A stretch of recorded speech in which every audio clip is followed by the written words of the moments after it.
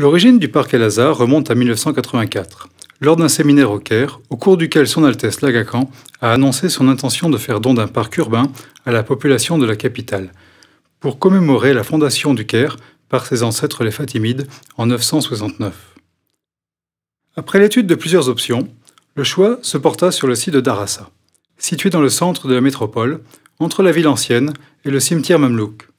C'était alors un monticule de terre et de débris de 30 hectares. La construction par le gouvernorat du Caire de 3 immenses réservoirs d'eau dans les années 1990 a contribué à conférer au site sa topographie de collines dominant la ville.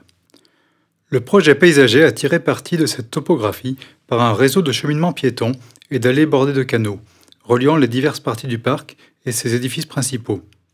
Le parc El-Azhar a, depuis son ouverture au public en 2005, accueilli près de 2 millions de visiteurs par an, issus de classes socio-économiques diverses. Il joue ainsi le rôle de poumon vert pour la ville.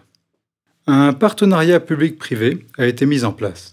Les revenus issus de la billetterie, des parkings, des restaurants et des cafés servent à couvrir les dépenses d'entretien et à assurer la pérennité des infrastructures. Les excédents de gestion, le cas échéant, sont réinvestis dans des opérations socio-économiques et de réhabilitation urbaine dans le quartier de Darb el-Ahmar.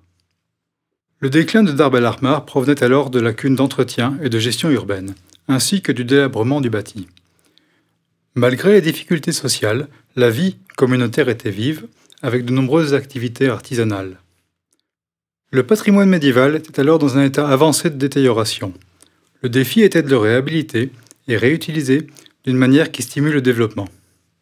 Les projets ont chacun associé la réhabilitation du patrimoine avec le développement socio-économique par la formation, la microfinance, la santé, l'éducation et la promotion de l'emploi. Le parc El-Azhar et la réhabilitation de Darb el-Ahmar ont ainsi démontré que la réhabilitation culturelle peut servir de moteur de régénération et de catalyseur pour le développement.